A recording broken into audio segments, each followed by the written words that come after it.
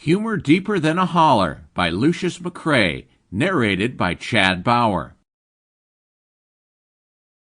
Dedication. First, to my wife, thank you for putting up with my grousing when I write. Dream Raven Editing, thank you for making my stories presentable. Ebook launch, without your cover designs and proofreading, this book would not see the light of day. My beta readers, your fresh perspectives and insights take my stories to the next level. My parents, thank you for summers in Blacksburg, Virginia, and moving us to North Carolina from California. You have given me a lifetime of down-home humor and fun. Thank you to Lucas for so many good memories. I wish you still lived near the homestead.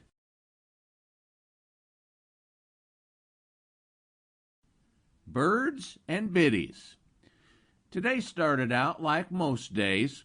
I got in my shower and made myself presentable before I walked in to see Darla. She was standing in the kitchen making breakfast. I occasionally like to sneak in and watch her work. I think it's good for a man to appreciate how his wife looks and works, especially as we get up in years. That way I don't find myself taking her too much for granted. She was standing there in her tight blue jeans and t-shirt. I love the way her thick, wavy black hair falls halfway down her back. Despite our boy's best efforts, she still has all of her hair, unlike me. Judging from her outfit, she was planning to head out to the farm and tend to the hens, gather some eggs, and spend some time with her pet turkey. Lord, how I do hate that turkey, although I have no doubt he'd be good eating. Darla must have heard me thinking about dinner time with her turkey. She turned around, looking annoyed, and said, "Are you just going to stand there, or can you get the plates ready for me?"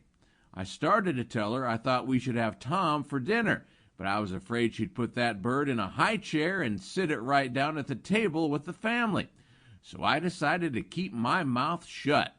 I went ahead and got out our plates and got us both some much-needed coffee. I have to say, there ain't nothing more enjoyable than sitting down to the breakfast table and enjoying the quiet of the early morning. Depending on the time of year, you'll see the countryside covered in a low layer of smoke from friends and neighbors running their wood stoves and fireplaces to heat the cold mornings. In the summertime, you'll see a thin layer of clouds from the humidity that is just waiting to heat up as the sun rises higher in the sky. Neither of those is much fun to be out working in, but they're sure pretty to look at. Today was a smoky kind of day.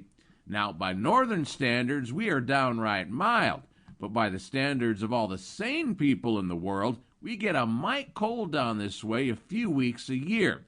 This morning was down around freezing. The cold air let that chimney smoke just hang across the yards in our neighborhood, and the air smelled like campfires with frost-covered grass glistening below the smoky hue. Darla had made us eggs, grits, and bacon. She'd even thrown some bacon into the grits. At first, I was feeling a little suspicious. Darla knows I love bacon and grits more than any other food for breakfast. Of course, putting bacon in grits is about as near to heaven as I dare to go on this side of living. Needless to say, I was wondering what occasion might warrant such a bountiful feast. I wanted to find out what was going on, but I didn't dare ask her outright. If she was just being nice and I questioned her motives, I wouldn't see bacon and grits again for at least a month. I wiped my mouth free of coffee and bacon grease, then smiled.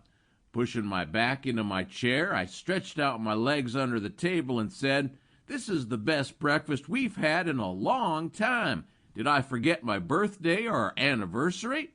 Darla laughed. "No, I just felt like being nice. You don't have any of your shine left from this fall.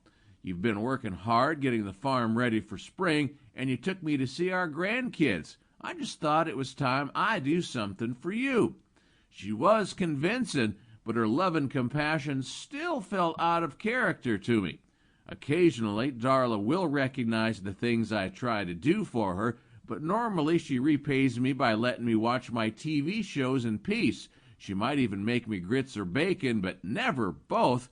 This felt like a bribe or an apology. Still, I knew better than to press my luck. "Thank you," I said. Sample complete. Ready to continue?